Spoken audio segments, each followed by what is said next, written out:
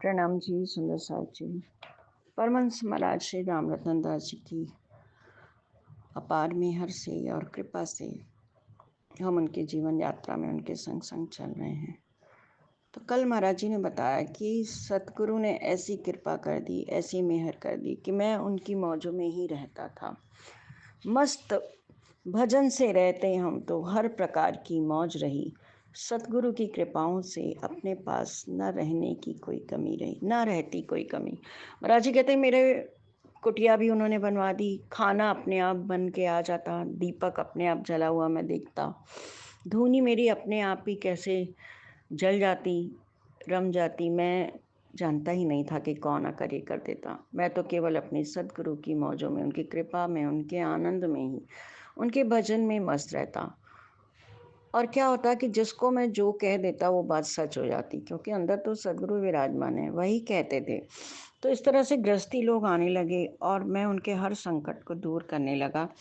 लेकिन धीरे धीरे मैंने देखा कि ये गृहस्थी लोग मेरे लिए एक बाधा बनने लगी। बाधा भी ऐसी कि बेअंत बाधा, क्योंकि कोई ना कोई समस्या ले मेरे सामने खड़ा ही रहता था, तो उससे मेरा ध्यान भंग होता था। जो हम कह देते या दे देते ठीक उतरता, उसी प्रकार संकटग्रस्तों को हम जो कह देते संकट उससे हट जाता।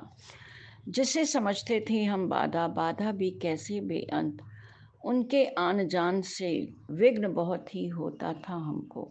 हरदम कोई खड़ा ही रहता, भजन भंग यूं होता था।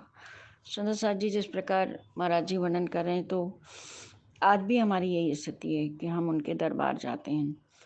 महाराज जी तो अपने परम धाम में लीन है, अपनी योग साधना में हैं, और हम उनके पास जाके कोई ना कोई दुनिया की चीज़ें ही मांगने के लिए खड़े होते हैं। तो आज भी ऐसा करके हम महाराज जी को कहीं ना कहीं परेशानी करते हैं, उनका उस ध्यान में भंग ही उनको करते हैं। क्यों ना हम वहाँ जाकर हर पल उनका शुक्राना किया करें। उन्होंने जो हमें मौजें दी, जो उन्होंने हमें हमारे दिल का उपवन खिलाया, हम उसकी ही खुशबू में सराब हो रहे हैं। ये उनकी कृपा से हमें परम धाम की रहनी मिल रही है, परम धाम के अखंड सुख मिल रहे हैं। हम उसी रहनी में सराब हो रहे हैं। उनके दर पर जब जाएं तो केवल शुक्राना ही करें। महाराज जी कहते हैं कि जो मेरे सदगुरु थे उनकी भी पहचान किसी ने नहीं की। वो ठठेरे का काम करते थे, बर्तन बनाने का काम करते थे, और उन्होंने अपने आप को भी कभी जाहिर नहीं किया, और लोगों ने उसे अपनी बस्ती का ही जानकर और उनको कुछ भी उनकी पहचान नहीं की, क्योंकि घर का जोगी जोगना आन गांव का सिद्ध। लोग मुझे तो मान्यता देने लगे और उनसे भी अधिक देने लगे, जो मुझे अच्छा नहीं लगता था, क्योंकि मेरा जो कुछ भी था वो सदगुरु का ही था।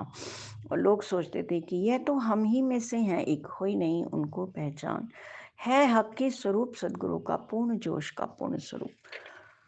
महाराज जी कह रहे हैं कि मेरे सदगुरु जो थे राजनारायण जी पूर्ण हक के स्वरूप थे, पूर्ण जोश के स्वरूप थे, लेकिन छिपे रहे, किसी ने उनकी पहचान नहीं की।